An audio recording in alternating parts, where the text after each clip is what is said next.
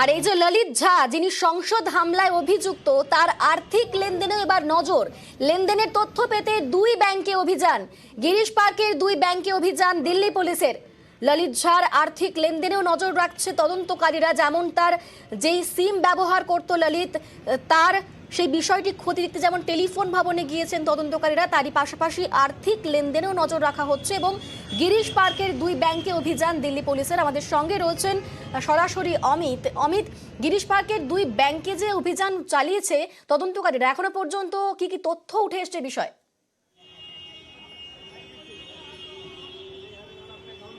দেখো, ললিত গ্রেপ্তার করার পরেই ললিতকে জিজ্ঞাসাবাদ করে তার দুটি ব্যাংক অ্যাকাউন্ট সম্পর্কে তথ্য হাতে এসেছিল দিল্লি পুলিশের।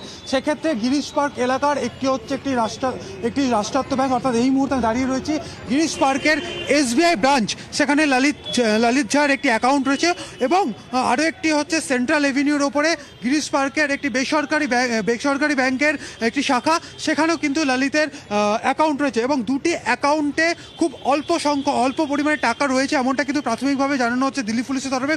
কিন্তু যে বিষয়টি বারবার উঠে আসছে, যে ঘটনা ঘটেছে, সেই ঘটনার নেপথ্যে ফান্ডিং কোথা থেকে এসেছিল, অর্থাৎ ফান্ড কোথা থেকে এসেছিল, ফান্ড রাইজ কোথা থেকে হয়েছিল, কেউ বা কারো মারফত কি ললিতের অ্যাকাউন্টে কোনোভাবে টাকা এসেছিল কিনা, এই বিষয়গুলো কিন্তু খতিয়ে দেখা হচ্ছে। এবং ইতিমধ্যেই দিল্লি পুলিশের টিম, আমি সরাসরি আমার ক্যামেরা পার্সন কাঞ্চন সেই ছবি তুলে ধরছে। এই মুহূর্তে রবীন্দ্র সরণির ওপর গিরিশ পার্কের যে SBI ব্রাঞ্চ রয়েছে, সেখানে কিন্তু দিল্লি পুলিশ কর্তারা রয়েছেন এবং সেখানে SBI আধিকারিকদের সঙ্গে তারা কথা বলছেন। এবং ললিত ঝায়ের ব্যাংক অ্যাকাউন্ট সম্পর্কিত, অর্থাৎ তার ট্রানজাকশন লাস্ট কবে হয়েছিল বা কোন কোন অ্যাকাউন্ট থেকে তার অ্যাকাউন্টে টাকা এসছে, কত অ্যামাউন্ট রয়েছে, এই বিষয়গুলো কিন্তু তারা জানার চেষ্টা করছেন। অন্যদিকে কিছুক্ষণ আগেই সেন্ট্রাল এভিনিউতে যে বেসরকারি যে ব্যাংকের ব্রাঞ্চ ছিল, সেখানেও কিন্তু দিল্লি পুলিশ আধিকারিকরা পৌঁছে গিয়েছিলেন এবং সেখানেও ললিত ঝায়ের আরও একটি অ্যাকাউন্ট ছিল।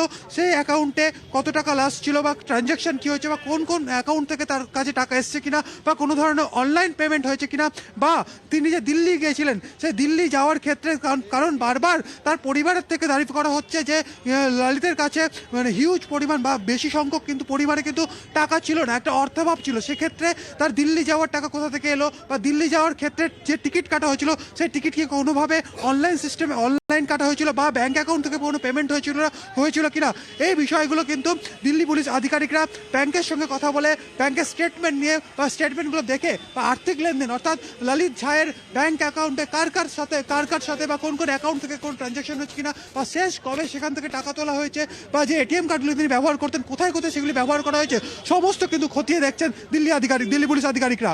অনিন্দিতা, একেবারেই। এবং আমরা এর আগেও দেখেছি, এর আগে ললিত ঝার যেটি তার বাসভবন অর্থাৎ বাগুইহাটি, সেখানেও দিল্লি পুলিশের টিম সেখানে গিয়েছিল। এবং তারই পাশাপাশি নিউ টাউনের ইকো পার্ক থানা, সেখানেও কিন্তু গিয়েছিল তদন্তকারী দল এবং পুরো বিষয়টাই খতিয়ে দেখতে চাইছে। তারই পাশাপাশি বিবাদীবাগের টেলিফোন ভবন, সেখানেও তদন্তকারীরা পৌঁছে গিয়েছিলেন। এবং গিরিশ পার্কের দুই ব্যাংক, সেখানেও দিল্লি পুলিশের অভিযান চলেছে। অর্থাৎ পুরো বিষয়টি একেবারে খতিয়ে দেখতে চাইছে দিল্লি পুলিশের টিম।